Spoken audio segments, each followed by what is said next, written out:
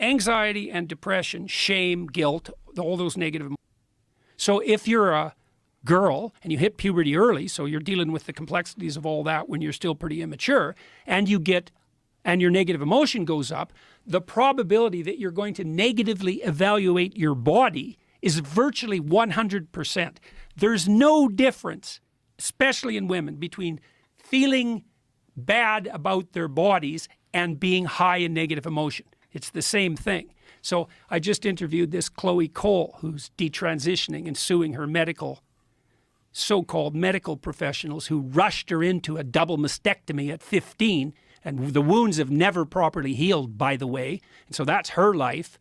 And I basically ran her through a clinical interview.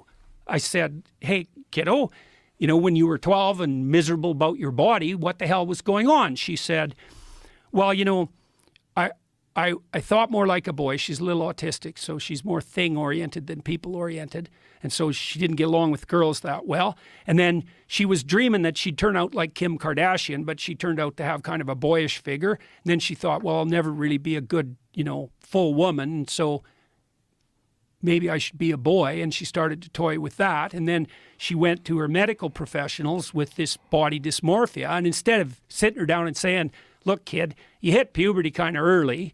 You got a partially autistic personality style that makes you a little more comfortable with boys than girls. And every girl there is suffers body dysmorphia at your age. So just tap her cool. The fact that you're embarrassed about yourself and feeling inadequate, it's like, that doesn't mean you're marked out as pathological. It certainly doesn't mean you're a boy.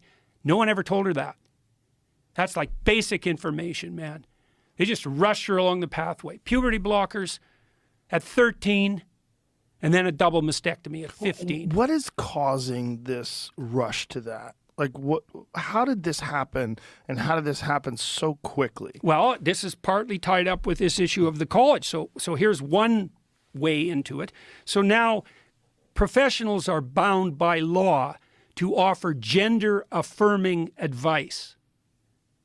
They're bound by law. Okay, so this is what this means. If you bring your 13-year-old in to be evaluated by a physician or a psychologist, and maybe she has high levels of neuroticism, tilting towards depression and anxiety, and then that's making itself manifest in bodily discomfort, now that's being shaped by this cultural fad that insists that if you feel uncomfortable in your body, it's because you're of the opposite gender. That's the psychological epidemic part of it. And we can talk about that in a little bit more detail. But now you're duty bound by law, if you're a professional, to say, oh, you think you're a boy? Yeah, absolutely. You absolutely, 100%, you are. What can we do to facilitate that move forward? And that all got, what would you call, pushed into the law under the guise of the elimination of conversion therapy. So, unbelievable. Now, the problem with that is, you see, if you're a therapist or a physician, you don't affirm someone's identity. That's not your job. And your job is not to deny their identity either. Your job is to help them explore their identity and hopefully to develop it. And so someone comes to you, maybe they have body dysmorphia.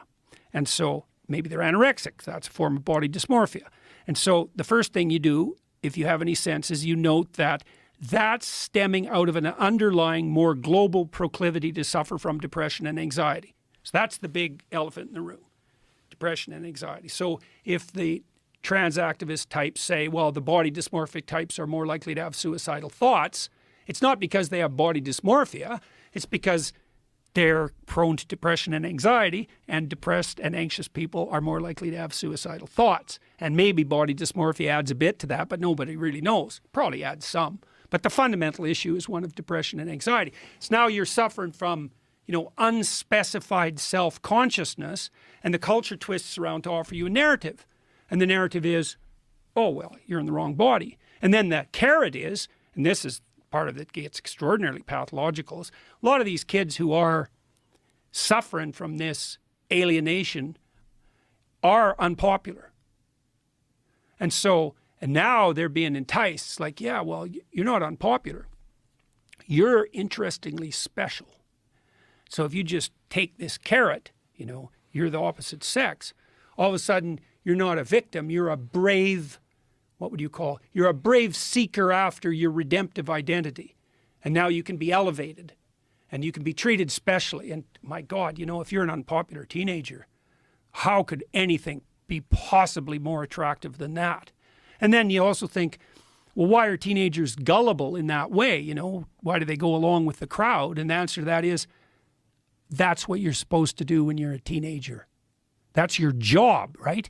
Because first of all, you're with your parents and you're not yet a fully fledged individual. And so what you have to do is you have to become part of the group. And if you're not part of the group, well, maybe you're a stellar, you know, creative genius and you're exceptional in that manner, but more likely you're just a loser who couldn't fit in. And that sucks. That's for sure. So your job when you're a teenager is to fit in, as every teenager knows, you know, and maybe not just to fit in, but, you know, to fit in a positive way that elevates the community. But we could just settle for fitting in. And so teenagers are wired to go along with the crowd. And then if the crowd is offering something pathological, that happens all the time, you get a psychological epidemic. And I knew that. I told you. I told the Senate this in 2017. And why did I know? Well, I knew the literature. We've tracked psychological epidemics going back 300 years. 300 years. Here's some of them. Multiple personality disorder. It cycles in society. Disappears, then there's one case, then it spreads like mad. Then there's multiple personality disorder everywhere. Teenage girls mostly. Then people get skeptical about it, and it dies. And maybe it disappears for a whole generation or two. Then a case pops up. Just does this. That's happened for 300 years. That was a psychological epidemic. And the rule basically is that if you confuse people about a fundamental element of their identity, then those who are already so confused they're barely hanging on are going to fall prey to that, and all hell's going to break loose. And that's exactly what's happened in the trans situation. But the difference between this one as opposed to the other ones like multiple personality disorder is that this one is being reinforced culturally. Like you are rewarded. Yeah, well, the multiple personality disorder, that happened there too, because you'd get a lot of attention from media, especially the people who are the first, who display the first symptoms of multiple personality disorder.